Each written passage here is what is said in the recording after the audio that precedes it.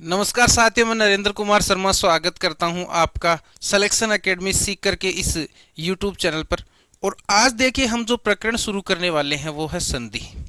देखिए ये प्रकरण शुरू करने से पहले मैं आपको बता दूं कि कल जो डिप्टी जेलर की परीक्षा हुई है, हालांकि हमने अभी यूट्यूब पर टॉपिक कम ही करवाए हैं क्योंकि हमें थोड़ा दिन ही हुआ है चैनल शुरू किए हुए। यूट्यूब पर हमने शब्द शुद्धि, विशेषण, है ना, क्रिया, इस तरह के टॉपिक करवाए हैं, कुछ टॉपिक करवाए।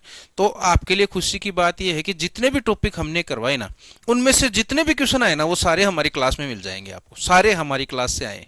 डिप्टी जेलर के एग्जाम में शब्द शुद्धि, आपके विशेषण, क्रिया, यानी जो टॉपिक यहाँ पढ़ा दिए ना अपने चैनल पे, उनमें से जो भी क्वेश्चन आए वो अपनी क्लास से आ गए हैं, ये मान लो आप।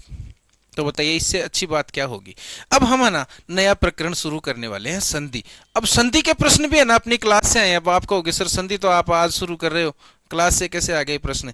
संधि पे मैंने छोटे छोटे शॉर्ट वीडियो बनाए थे, है ना, छोटे छोटे शॉर्ट वीडियो बनाए थे, एक एक मिनट के, डेढ़ डेढ़ मिनट के, दो दो मिनट के। वहां से डायरेक्ट क्वेश्चन और सेम उदाहरण है, ऐसे नहीं कुछ कंसेप्ट के क्वेश्चन, वही उदाहरण भी वहां मिल रहे हैं, शब्द शुद्धि के सेम शब्द वहां मिल रहे हैं। तो अब देखिए, अब आपका फर्ज बनता है कि कम से कम अब आप हमारे चैनल को सपोर्ट करें और सब्सक्राइब करें चैनल को। और यहाँ पर बहुत अच्छी अच्छी सामग्री आपको मिलेगी।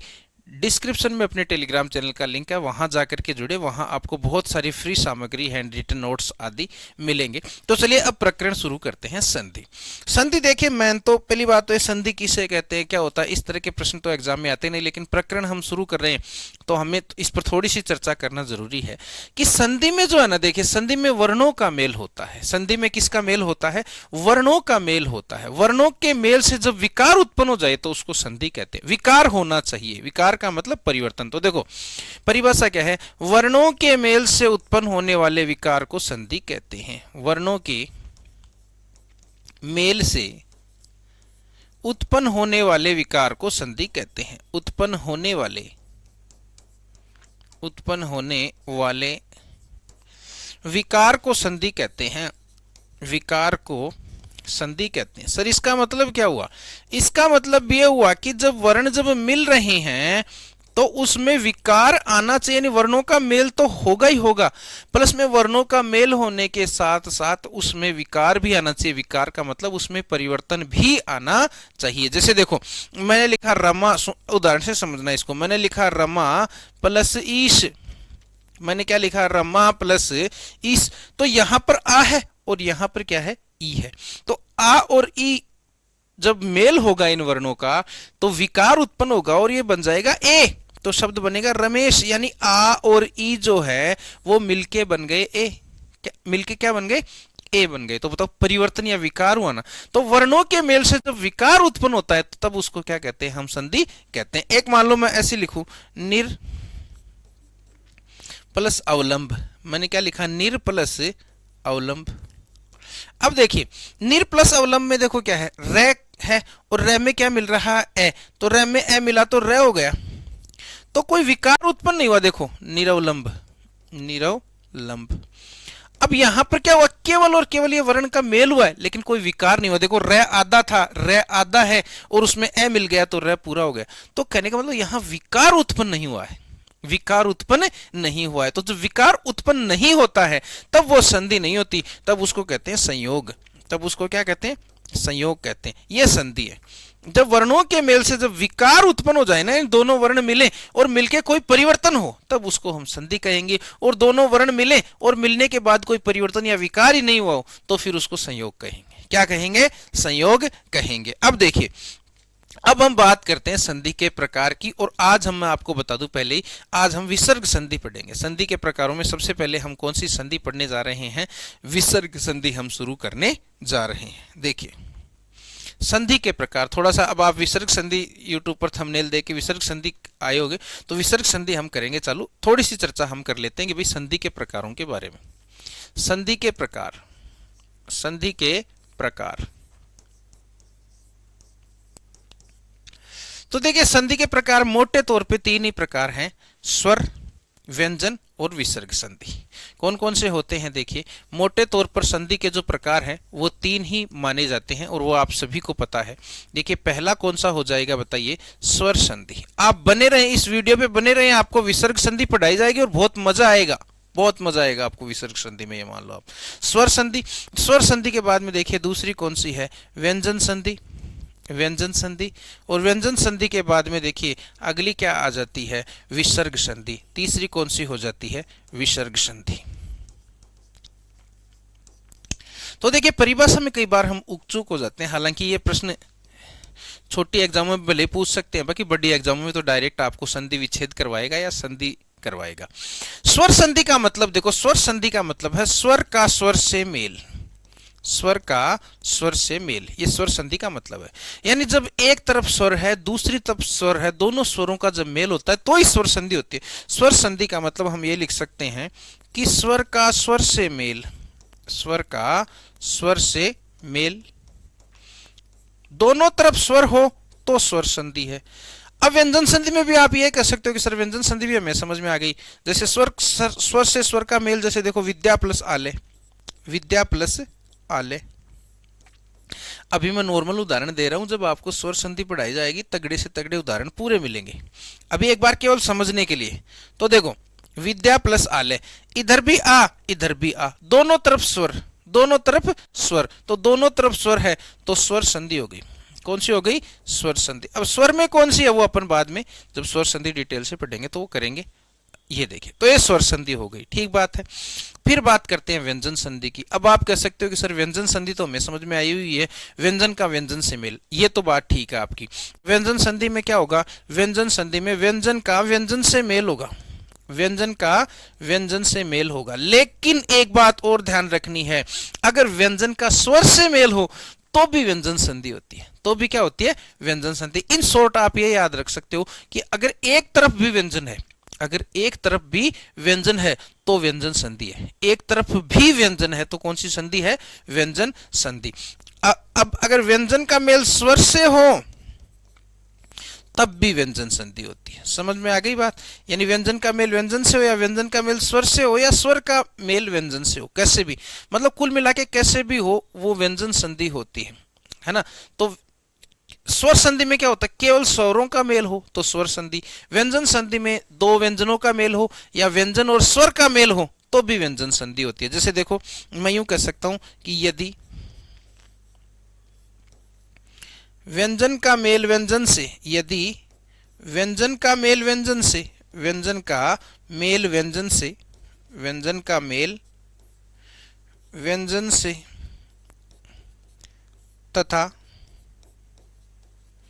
व्यंजन का मेल स्वर से हो, व्यंजन का मेल स्वर से हो, व्यंजन का मेल स्वर से हो, यानी व्यंजन का मेल अगर व्यंजन से हो रहा है और व्यंजन का मेल अगर स्वर से भी हो रहा है तो दोनों ही कंडीशन में ये आपके क्या हो जाएगी, व्यंजन संधि कहलाएगी। जैसे देखो मैं क्या कहता हूं, देखिए जैसे सट प्लस मुख, मैंने ऐसे कहा सट प्लस मुख। अब देखो इधर ट व्यंजन है, ट क्या है, व्यंजन है, मैं भी क्या है बताओ, व्यंजन है, दोनों तरफ व्यंजन है, व्यंजन संधि। कौन सी संधि हो गई, व्यंजन संधि, शब्द बन गया षणमुख। ये व्यंजन संधि का उदाहरण हो गया, ये किसका उदाहरण हो गया, व्यंजन संधि का उदाहरण हो गया। अब मैंने ऐसे कहा सट प्लस आनन है, सट प्लस आनन, ठीक है जी, तो शब्द बन गया सडानन। अभी कैसे बनेगा वो अपन इस संधि पढ़ेंगे तब डिटेल से बताएंगे। तो सडानन जब बना आपके, तो देखो इधर तो ट है व्यंजन है, उधर स्वर है, अगर व्यंजन का मेल स्वर से हो तो भी व्यंजन संधि होती है। अब देखिए विसर्ग संधि, तीसरी कौन सी है, विसर्ग संधि। विसर्ग संधि में सीधी सी बात है, यदि विसर्ग का मेल स्वर से हो, चाहे विसर्ग का मेल स्वर से हो चाहे विसर्ग का मेल व्यंजन से हो, व्यंजन संधि होगी। कुल मिला के धन के निशान के इधर, धन के निशान के इधर आपको विसर्ग देखने को मिलेगा, और धन के निशान के उधर स्वर भी हो चाहे व्यंजन हो, विसर्ग संधि होती है। तो विसर्ग संधि में हम ये कह सकते हैं कि अगर विसर्ग का मेल, अगर विसर्ग का मेल स्वर से या व्यंजन से हो तो वहां पर विसर्ग संधि होती है। कौन सी संधि होती है बताइए, विसर्ग संधि। देखो विसर्ग का मेल, विसर्ग का मेल स्वर या व्यंजन से, विसर्ग का मेल क्या होगा, स्वर या व्यंजन से। कैसे सर, उदाहरण से समझाओ, देखिए उदाहरण से समझाइए, तो उदाहरण से देखो, मन है, मन है प्लस बल बराबर मनोबल। बताओ क्या हो रहा है यहां पर, देखो यहां पर ये हो रहा है सर, इधर तो विसर्ग है, आगे विसर्ग का मेल व्यंजन से हो रहा है। विसर्ग का मेल किससे हो रहा है? व्यंजन से। मनोबल है भाई, ये मनोबल शब्द क्या है? मनोबल। अब देखो मैंने क्या कहा, यस है प्लस इच्छा, यस है प्लस इच्छा शब्द बनेगा यस इच्छा। शब्द क्या बनेगा? यस इच्छा। कैसे बनाओ? विसर्ग संधि में डिटेल से पढ़ेंगे। तो देखो इधर तो क्या आ गया? विसर्ग, और उधर क्या आ गया? आपके स्वर। तो विसर्ग का मेल चाहे व्यंजन से हो चाहे स्वर से हो तो विसर्ग संधि हो जाती है। कुल मिला के ये परिभाषाएं हमें थोड़ी सी ध्यान होनी चाहिए, कई बार अपन कंफ्यूज हो जाते हैं इनके अंदर। एग्जाम में बहुत ज्यादा काम इनका पढ़ने वाला नहीं है। अब स्वर संधि के प्रकार, तो मैं स्वर संधि जब आपको पढ़ाऊंगा पूरे प्रकारों के नाम, है ना, दीर्घ, गुण, यण, वृद्धि, अयादि, पांचों के नाम उसी टाइम बता देंगे, क्योंकि फिर ये स्वर संधि की तरफ चल पड़ेंगे अपन। व्यंजन संधि के पूरे नियम, विसर्ग संधि के। तो हम शुरुआत किससे कर रहे हैं? जो जो संधि शब्द शुद्धि में धमाका मचाती है उस संधि से हम शुरुआत करेंगे, और वो संधि है विसर्ग संधि। कौन सी संधि है बताइए? विसर्ग संधि। अब आ जाइए, अब आपके विसर्ग संधि। अब हम क्या बात कर रहे हैं? विसर्ग। ये देखो भूमिका बनाना जरूरी है भाई, संधि क्या है हमें थोड़ा सा ध्यान होना जरूरी है ना। ये पूरा उदाहरण से आपको समझा दिया कि कैसे कैसे क्या होता है। विसर्ग संधि आपको बता दिया। विसर्ग संधि का मतलब विसर्ग का मेल अगर स्वर से या व्यंजन से होता है तो उसे विसर्ग संधि कहते हैं। ये है ना। तो देखिए विसर्ग संधि क्या होगी? विसर्ग का मेल, विसर्ग का, अब विसर्ग जानते हो ना आप सभी, विसर्ग का मतलब ये विसर्ग है। तो विसर्ग का मेल स्वर या व्यंजन से हो, विसर्ग का मेल स्वर या व्यंजन से हो, स्वर से हो या किससे हो? व्यंजन से हो। तो स्वर या व्यंजन से हो तो वहां विसर्ग संधि होती है, वहां विसर्ग संधि होती है। हम पूरा नियम पढ़ेंगे इसके, विसर्ग संधि होती है या कहते हैं। कोई नहीं पूछेगा आपको ये बात। अब देखो जैसे मन है प्लस बल, अब बताओ ये विसर्ग है और विसर्ग के आगे क्या है बताओ? व्यंजन है। तो विसर्ग के आगे व्यंजन है, शब्द बनेगा मनोबल। सर कैसे बना मनोबल? एक एक नियम की पूरा पोस्टमार्टम करेंगे आगे। जैसे विसर्ग संधि शुरू होगी, एक एक नियम, विसर्ग संधि के कितने नियम होते हैं पूरे याद करवा दूंगा मैं, पढ़ाऊंगा नहीं, पूरे के पूरे क्या करवा देंगे? याद करवा देंगे, है ना। फिर देखो बही प्लस अंग, बहिरंग कैसे बना सर? अभी आने वाले नियम आपको याद हो जाएंगे, आप कल दूसरों के पढ़ा दोगे। आज इस YouTube चैनल पे आप पढ़ गए ना अगर विसर्ग संधि, मैं कह रहा हूं कल आप दूसरों को विसर्ग संधि पढ़ा दोगे, इतना अच्छी तरह से आपको समझ में आ जाएगा। नमस्ते, नमः प्लस ते क्या बन गया बताओ? नमस्ते बन गया जी। कैसे बना? वो सारे नियम आ जाएंगे। फिलहाल ये मैं समझा रहा हूं कि देखो विसर्ग के आगे स्वर है, विसर्ग के आगे व्यंजन है, तो विसर्ग के का मेल या विसर्ग के आगे चाहे स्वर हो चाहे व्यंजन हो उसको विसर्ग संधि कहते हैं। अब देखिए बताइए विसर्ग संधि की परिभाषा समझ में आ गई। अब अपन आगे चलते हैं। अब देखो विसर्ग संधि के उपभेद। हाँ ये इंपॉर्टेंट बात है कि भाई विसर्ग संधि में होता क्या क्या है सर, क्या क्या परिवर्तन होते हैं। मुख्य रूप से देखिए ये विसर्ग संधि के भेद है, नॉर्मली किताबों में मिलते नहीं कि विसर्ग संधि का कोई भेद भी होता है क्या, डायरेक्ट नियम दिए हुए आते हैं। नॉर्मली किताबों में क्या होता है, अपने व्याकरण में जो एनसीईआरटी में चलती है उसमें डायरेक्ट ही नियम दिए हुए हैं मुख्य रूप से। अब इसका सरलीकरण करने के लिए कि वो नियम हमें आसानी से याद हो जाएं, इसके लिए ना विसर्ग संधि को मुख्य रूप से हम 3 भेद कर सकते हैं। देखो विसर्ग में मुख्य रूप से विसर्ग में क्या परिवर्तन होते हैं? जब विसर्ग का किसी के साथ योग होता है ना, स्वर या व्यंजन के साथ, तो 3 परिवर्तन होते हैं मुख्य रूप से विसर्ग में। उसके अलावा भी होते हैं लेकिन प्रमुख रूप से 3 होते हैं। प्रमुख रूप से 3 क्या होते हैं? या तो विसर्ग का सह बन जाता है, या तो विसर्ग का क्या बन जाता है? सह बन जाता है, कोई सा भी सह हो सकता है। या तो विसर्ग का क्या बन जाता है? सह बन जाता है। उसको तो कहते हैं सत्व, सत्व विसर्ग संधि। क्या कहते हैं? सत्व विसर्ग संधि। आपको बहुत आनंद आएगा, पहले कभी ऐसे पढ़ी नहीं होगी विसर्ग संधि, ये मान लो आप। यानी विसर्ग का या तो क्या बन सकता है? सह। कब बनेगा हम नियम डिटेल से पढ़ेंगे, लेकिन उसके आधार पे 3 भेद हो गए। एक तो सत्व है, कौन सा? सत्व है। या फिर विसर्ग का क्या होता है? मुख्य रूप से क्या परिवर्तन होता है? विसर्ग का ओ बन जाता है। विसर्ग का क्या बन जाता है? ओ बन जाता है। उसको कहते हैं उत्व विसर्ग संधि। उसको क्या कहते हैं? उत्व विसर्ग संधि। ठीक है सर। उसके बाद में सर ये होता है कि या फिर विसर्ग का रै बन जाता है। विसर्ग का क्या बन जाता है बताओ? रै बन जाता है। उसको कहते हैं रुत्व विसर्ग संधि। उसको क्या कहते हैं? रुत्व विसर्ग संधि। कई बच्चों के ये दिमाग में चल रहा होगा, सर विसर्ग संधि पहले क्यों करवाई, पहले तो स्वर संधि। अरे वो चीज पहले करो जो एग्जाम की दृष्टि से इंपॉर्टेंट भी है और भी कई जगह काम आए, है ना, इसलिए ये पहले करवाइए। आपके उपसर्ग में भी काम आएगी, शब्द शुद्धि में भी इसका महत्व है, सब जगह महत्व है ना। स्वर संधि भी करेंगे, व्यंजन सारी करेंगे आराम से, एकदम बढ़िया, है ना। अब देखो, तो विसर्ग में मोटे तौर पर कितने परिवर्तन होते हैं सर? विसर्ग में मोटे तौर पर 3 परिवर्तन होते हैं साथियों। देखिए, विसर्ग का या तो स बन जाता है सर, कौन सा स? कोई सा भी स बन जाता है, वो नियम के अनुसार बनेगा, उसको तो कहते हैं सत्व विसर्ग संधि। विसर्ग का या फिर ओ बन जाता है, उसको कहते हैं उत्व विसर्ग संधि। विसर्ग का रै बन जाता है, उसको कहते हैं रुत्व विसर्ग संधि। तो 3 भेद याद रखना विसर्ग संधि के, सत्व, उत्व, रुत्व। बोलो समझ में आ गई क्या बात? समझ में आ गई? वीडियो बढ़िया लग रहा है तो लाइक करो, शेयर करो अपने साथियों के साथ, है ना, अपने साथियों के साथ शेयर करो। आपको यहाँ से बहुत मैटर परीक्षा में मिलेगा, परीक्षा में बहुत कुछ यहाँ से मिलने वाला है। अब देखिए, अब नियम नंबर 1 सत्व है। अब देखो, सत्व विसर्ग संधि है, उसके थोड़े से नियम ज्यादा है। अब पहले कौन सी पढ़ रहे हैं हम? सत्व विसर्ग संधि। सत्व विसर्ग संधि के देखो नियम ज्यादा मिलेंगे। नियम ज्यादा इसलिए मिलेंगे क्योंकि 3 स बनाने हैं अपने को। स कितने बनाने हैं? 3। तो 3 नियम तो सीधे सीधे वो हो गए। एक स का और नियम होता है तो 4 नियम और 1-2 नियम और होते हैं। सत्व के ज्यादा नियम है।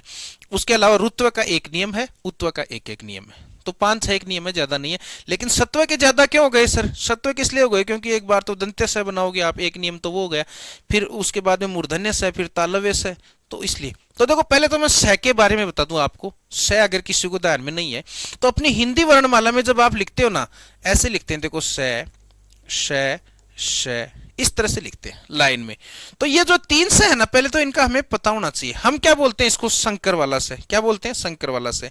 ये है तालव्य से, इसको क्या बोलते हैं? ये कौन सा से हो गया? तालव्य से है भाई। कौन सा से है? तालव्य से। यानी तालु से इसका आचरण होना, इसका उच्चारण तालु से होना चाहिए। तालव्य से। कौन सा से है बताओ?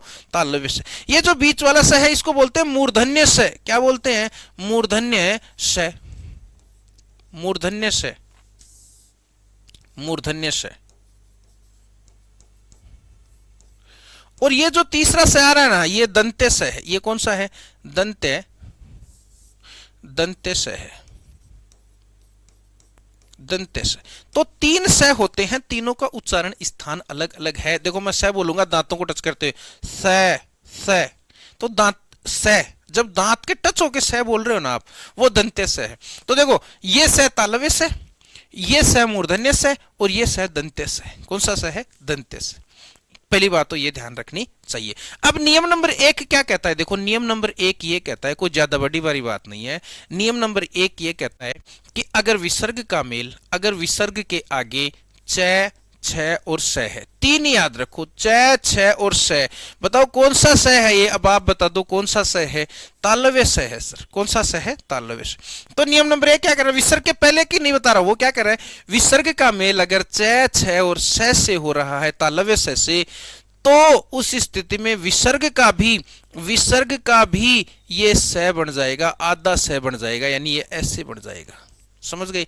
विसर्ग का भी स बन जाएगा, और वो भी कौन सा? तालव्य से। क्योंकि ये तीनों ही तालव्य वर्ण है। वर्ण जब आपको पढ़ाएंगे तो चर्चा करेंगे। फिलहाल ये ध्यान रखो कि विसर्ग के आगे जब च, छ और तालव्य से आए तो विसर्ग का भी तालव्य से ही बन जाएगा, वो भी आधा। कैसा? आधा। देखो, सुनना इधर, मनः प्लस चिकित्सा, चलो ये कर लेते हैं पहले, थोड़ा सा ठीक रहेगा। हरि ही प्लस चंद्र, सुनो, हरि ही प्लस चंद्र। अपना नियम क्या कह रहा है? अपना नियम यह कह रहा है कि विसर्ग, और विसर्ग के बाद में च, छ या स, तो च है, विसर्ग के बाद में क्या है? छ। बताओ, नियम बन गया। अब हम क्या कह रहे हैं? अगर ऐसा है तो विसर्ग का स बन जाएगा, वो भी आधा, तो बना दो। देखो, हैरी, विसर्ग का स बना दो, विसर्ग का क्या बना दो? स बना दो, बना दिया, वो भी कैसा? आधा। फिर आगे क्या है? चंद्र, शब्द बन गया हरीश चंद्र। शब्द क्या बन गया? हरीश चंद्र। बोलो, बात समझ में आई क्या? नियम नंबर 1 क्लियर हुआ क्या? नियम नंबर 1 क्लियर हो गया क्या आप सभी के? सर नियम नंबर 1 थोड़ा थोड़ा क्लियर हो रहा है। अंतः प्लस चेतना, या चलो ये देख लो, यशः प्लस शेष, यशः प्लस शेष, यशः प्लस शेष, देखिए यशः प्लस शेष, यशः प्लस शेष। अब देखो यशः प्लस शेष जब आप करोगे, ये विसर्ग है भाई, यशः है ना, थोड़ा सा मोटा। अब देखिए यशः प्लस शेष को जब हम करेंगे तो सेम नियम लग रहा है, विसर्ग के बाद में च छ या स, तो तालव्य स है, विसर्ग के बाद में क्या है, तालव्य स है, तो तालव्य स है, इसलिए अब हम क्या करेंगे, विसर्ग का तालव्य स बना देंगे, तो विसर्ग का तालव्य स बन गया, और आगे शेष है, यशः शेष शब्द क्या बना, यशः शेष शब्द क्या बनेगा, यशः शेष। देखो थोड़ा सा बारीक करके लिखता हूं, आपको सही दिखेगा। तो देखिए ये हो जाएगा यशः शेष, यशः शेष, इस तरह से, इस तरह से हो जाएगा। ये आहा प्लस चर्य, अब सेम नियम लगेगा, मैं लिखता जाता हूं डायरेक्ट, आश्चर्य, आश्चर्य, ठीक है। ये अंतस चेतना, देखो अंतः प्लस चेतना, अंतस चेतना शब्द क्या बनेगा, अंतस चेतना, अंतस चेतना। चलिए मनः प्लस चिकित्सा, बढ़िया शब्द है भाई, शब्द शुद्धि में बार बार टारगेट होने वाला शब्द है, आरपीएससी का फेवरेट। मनः प्लस चिकित्सा, तो देखिए विसर्ग के बाद में च आ रहा है, तो विसर्ग का क्या बना दो, स बना दो, तो विसर्ग का जब मैंने स बनाया, ये स बना दिया और ये चिकित्सा लिख दिया आगे, तो ये शब्द बन गया मनस चिकित्सा। शब्द क्या बन गया बताइए, मनस चिकित्सा। आरपीएससी का फेवरेट है। नियम नंबर 1 समझ में आ गया क्या? नियम नंबर 1 मैं यहां लिख देता हूं, क्या लिख देता हूं, नियम नंबर 1 थोड़ा सा लिख के बता देता हूं। नियम नंबर 1 सत्व विसर्ग संधि का नियम नंबर 1 है, जो पीछे अपने वैसे लिखा था ना, यहां अलग से लिख देता हूं कि यदि यदि यदि विसर्ग का मेल, यदि विसर्ग का मेल, यदि विसर्ग का मेल च छ या तालव्य से, च छ या तालव्य से हो, से हो, तो विसर्ग भी, तो विसर्ग तालव्य श में बदल जाता है, तालव्य श, तालव्य श, और वो भी तालव्य से कैसा, आधा, यानी ये इसमें बदल जाता है, में बदल जाता है। उदाहरण पीछे खूब है, यहां भी लिख देता हूं नियम के साथ। अंतः प्लस चेतना, अंतः प्लस चेतना, अंतः प्लस चेतना, तो शब्द देखो विसर्ग के आगे च है, तो विसर्ग का क्या बन जाएगा, स बन जाएगा, तो अंतस चेतना, अंतस चेतना। बताओ नियम नंबर 1 का कुछ समझ में आया क्या, कहानी समझ में आई क्या? नियम नंबर 1 की आपको आशा करता हूं कि कहानी समझ में आ गई होगी, आनंद आ गया होगा नियम नंबर 1 में। अब देखो आगे, इसका स्क्रीनशॉट आप ले सकते हो, इसका भी ले सकते हो। अब देखिए नियम नंबर 2, अभी सत्व संधि चल रही है दोस्तों, कौन सी चल रही है, सत्व। विसर्ग में कौन सी चल रही है, सत्व। नियम नंबर 1 2 किसके हैं, सत्व के।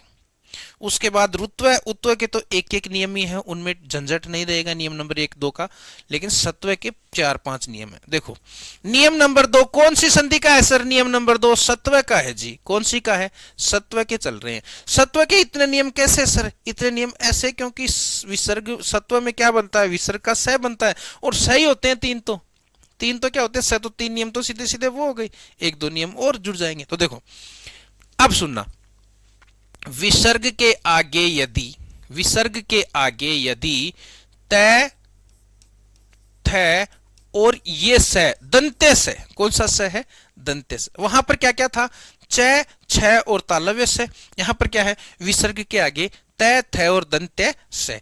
यदि ऐसा है तो फिर विसर्ग क्या करेगा, विसर्ग का दंत्य स में परिवर्तन हो जाएगा, आधा, कैसा, आधा यानी यूं, दंत्य स में परिवर्तन हो जाएगा।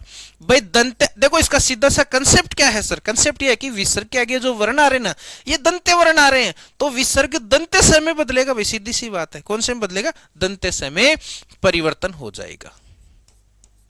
बस सीधी सी बात है। वहां तालव्य वर्ण आ रहे थे, च छ से तालव्य आ रहे थे, तो तालव्य में परिवर्तन यहाँ पर तय थ और स दंते हैं तीनों ही, तो दंते स में बदलेगा विसर्ग। देखो नमः प्लस ते, इधर अलग से समझा देता हूं मैं।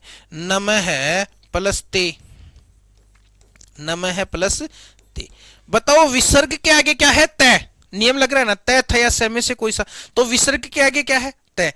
तय है तो ये विसर्ग किस में बदल जाएगा? दंते स में, आधे दंते स में। तो आधे दंते स में बदलोगे तो देखो न में विसर्ग बदल जाएगा स में, आधे स में। कौन से स में? दंते में। कौन से में? दंते में। और आगे लगा दोगे तय, तो ये बन गया नमस्ते। शब्द क्या बन गया? नमस्ते।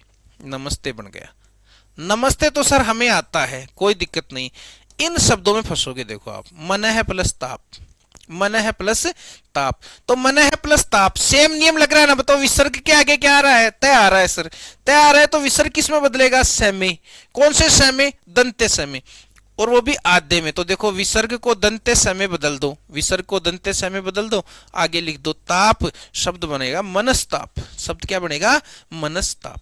कहीं कोई दिक्कत नहीं है। एक अच्छा शब्द जो शब्द शुद्धि में इंपॉर्टेंट है, सुनो, सिरह प्लस त्राण, शब्द शुद्धि में आ सकता है आपके। शब्द शुद्धि में भी देखो 2-3 टॉपिक है, जब मैं आपको पढ़ाऊंगा ना, तो एक पढ़ाऊंगा तो दूसरे में काम आएगा, दूसरा पढ़ाऊंगा तो तीसरे में काम आएगा। क्या क्या? जब संधि पढ़ाएंगे ना, संधि आपके शब्द शुद्धि में, आपके उपसर्ग में काम आएगी, आपके प्रत्ययों में काम आएगी, ठीक है। फिर उधर शब्द शुद्धि चलेगा तो शब्द शुद्धि में संधि चलेगी, ये मान लो शब्द शुद्धि का में संधि चलेगी, है ना, उपसर्ग चलेंगे, ठीक है। ऐसे उपसर्ग और प्रत्यय पढ़ाएंगे तो उसमें भी शब्द शुद्धि भी चलेगी और संधि भी चलेगी। ये सारे टॉपिक आपस में जुड़े हुए हैं, ये मान लो सारे टॉपिक आपस में जुड़े हुए हैं। कंसेप्ट अगर आपके क्लियर हो गए ना, आपको मजा आ जाएगा। हिंदी में कहीं कोई टेंशन लेने की जरूरत नहीं पड़ेगी। अब देखो सिरह प्लस त्राण, अब सुनना, सिरह प्लस त्राण, त्राण का मतलब देखो, त्रय का मतलब ये है कि इसमें तय और रह है। त्रय का मतलब क्या है? त्रय किस किस से मिलके बना होता है? देखो त्रय किस किस से मिलके बना होता है जी? त्रय सर, आधा तय और पूरा रह जब मिलते हैं तो उसको त्रय कहते हैं। उसको क्या कहते हैं? त्रय। तो त्रय का मतलब इसमें तय है, इसमें क्या है? तय। तो विसर्ग के आगे तय है, यह नियम लग जाएगा। और जब भी विसर्ग के आगे तय हो, चाहे थ हो चाहे स हो, तो बताइए विसर्ग का परिवर्तन कौन से स में होगा? दंते स में हो जाएगा। कौन से में हो जाएगा? दंते स में। तो दंते स में करेंगे तो देखो शब्द बड़ा ही अच्छा निकल के आएगा, सिर, और विसर्ग का बन जाएगा आधा स, और त्राण, सिरस त्राण, शब्द क्या बन जाएगा? सिरस त्राण। शब्द शुद्धि में आ सकता है, याद रखना। सिरस्त्राण, शब्द क्या बन जाएगा? सिरस्त्राण। अब दो शब्द मैं डायरेक्ट लिख देता हूं, आपके नहीं समझ में आए तो कमेंट बॉक्स में पूछ लेना। पुरस्सर, और ये देखो अच्छा शब्द है मनस संताप, मनस संताप। देखो यहां पर क्या हो रहा है? देखो विसर्ग के आगे से आ रहा है तो स, कोई चाहे तय हो चाहे थ हो चाहे स हो, तीनों में से अगर कोई भी वर्ण है तो विसर्ग दंते स में बदल जाएगा। तो विसर्ग को दंते स में बदल दिया और आगे संताप लिख दिया, मनस संताप। शब्द क्या बन गया? मनस संताप। एक बार आप इसका स्क्रीनशॉट ले सकते हैं। नियम वैसे तो यहां लिख दिया है, अलग से और लिख देता हूं। चलो अलग से और लिख देते हैं। सत्व संधि का नियम नंबर 2। कौन सी संधि है बताओ? सत्व संधि है सर, सत्व संधि है, सत्व संधि, सत्व संधि का नियम नंबर 2। सत्व संधि का कौन सा नियम बताइए? नियम नंबर 2। चलिए जी, नियम नंबर 2 क्या है? नियम नंबर 2 ये है, वैसे तो मैंने समझा दिया, यदि विसर्ग के आगे, यदि विसर्ग के आगे, चलो इसको मैं ऐसे कर देता हूं वरना आप कंफ्यूज हो जाओगे।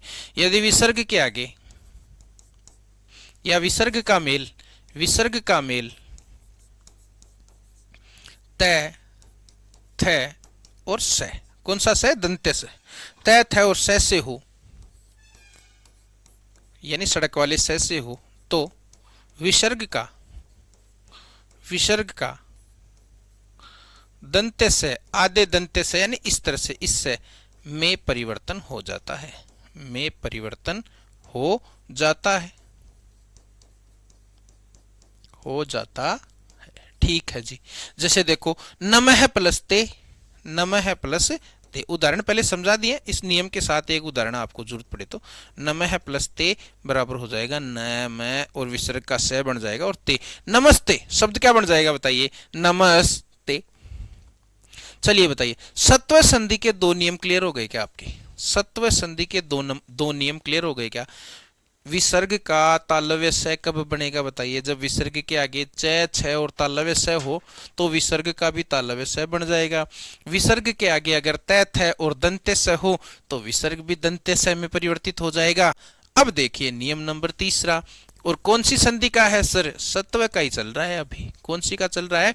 सत्व का ही चल रहा है। देखिए क्या नियम है कि विसर्ग के साथ अगर ट, ठ और श, मूर्धन्य से, कौन सा से?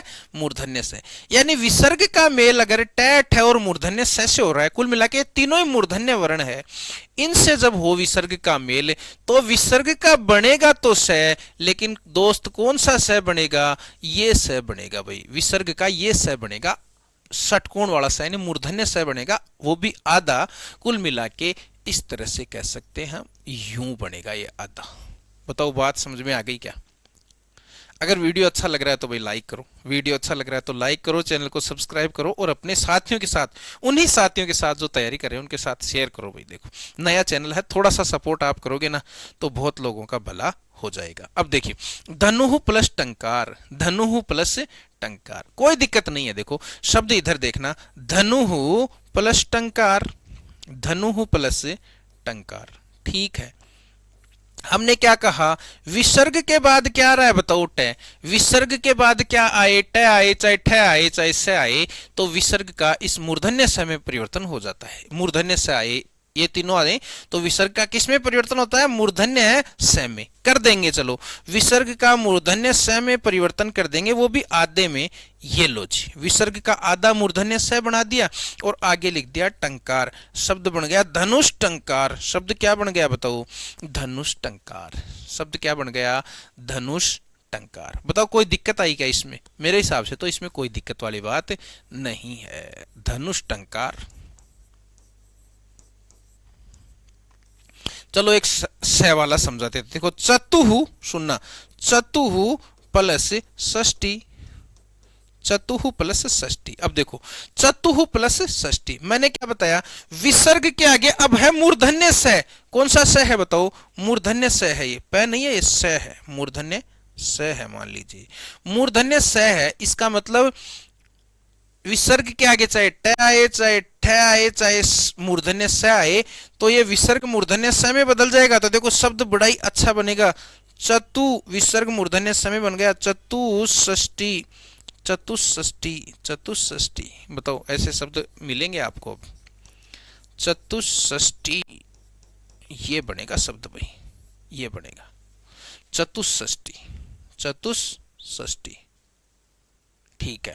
फिर देखो ये हो जाएगा चतुष्टिका, चतुष्टिका, चतुष्टिका, चतुष्टिका हो जाएगा। बताओ कोई दिक्कत आ रही है क्या? कोई दिक्कत आई क्या तीन नियमों में?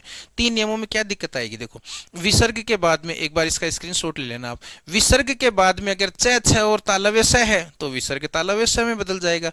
विसर्ग के बाद अगर आपके त, थ और दंत्य स है तो विसर्ग दंत्य स में बदल जाएगा। विसर्ग के बाद अगर ट, ठ और मूर्धन्य स है तो विसर्ग मूर्धन्य स में बदल जाएगा। बताओ तीन नियम है, तीनों में कोई दिक्कत क्या आएगी? अब सत्व संधि के इतने नियम क्यों है सर? क्योंकि इसमें स है और स बहुत सारे होते हैं, तीन होते हैं, तो तीन नियम तो सीधे सीधे हो गए, ठीक है। रुत्व में कितने नियम आएंगे? एक आएगा। उत्व में कितने आएंगे? एक आएगा, क्योंकि उसमें विसर्ग का रे बनाना है, रे एक ही होता है। विसर्ग का ओ बनाना है, ओ भी क्या होता है? एक होता है। लेकिन स बहुत सारे होते हैं दोस्त, इसलिए थोड़ा सा आपको ध्यान रखना है। अब देखिए नियम नंबर 4, नियम नंबर 4, कौन सी संधि का नियम नंबर 4 है भाई? विसर्ग में सत्व का। विसर्ग में कौन सी संधि?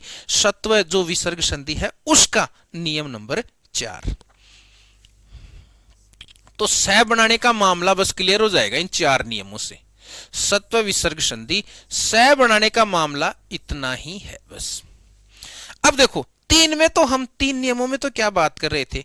तीन नियमों में तो हम ये कह रहे थे, चलिए ये नियम बच गया है ना लिखवाना, ये नियम लिखवा देता हूं मैं। नियम नंबर 3 लिख देता हूं एक बार।